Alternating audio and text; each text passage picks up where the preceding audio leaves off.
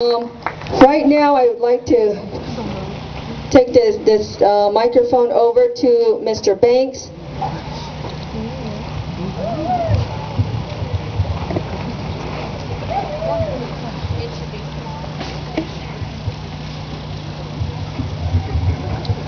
Thank you very much. My name is Noah Cummig, also known as Dennis Banks. I am the National Director of the American Indian Movement and also part of the Planning Committee and Director of the Longest Walk.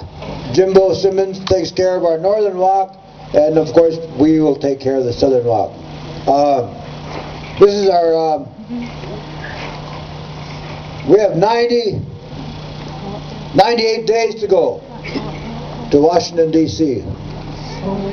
I think the journey, the 5-month journey, coming from California and crossing over in Needles, Mojave, Wallapai, the Havasupai, the Yavapai, Apache, and now into Navajo Nation territory, is the whole journey has been one of educational.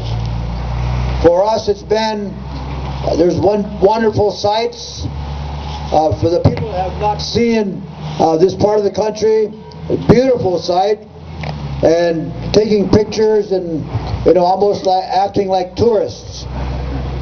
But the most important part of our journey is collecting new information, collecting first-time information about the struggle of the land, struggle of the people, and where we are today, where we were yesterday, where we were 30 years ago, and where we were 100 years ago, and how this land transformed from native country to part native country into the hands of the various states.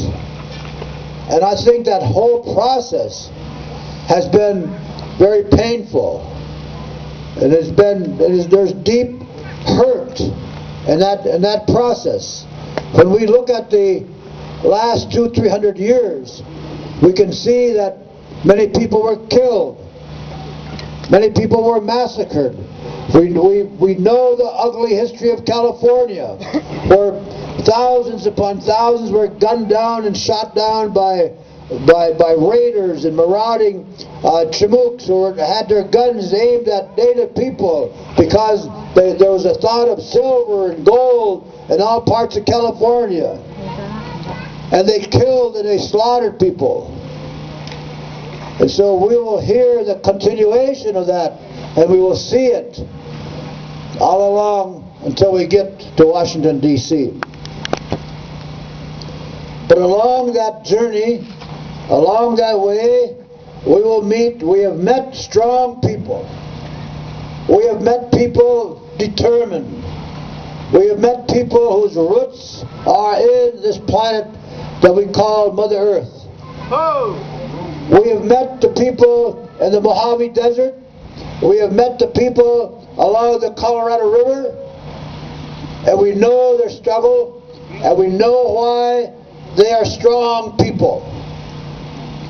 We have to be strong, whether we're part of the Cherokees who made the Trail of Tears, or whether we were part of the massacre at La Paz, or any part of this country like Sand Creek, where our northern route is going through,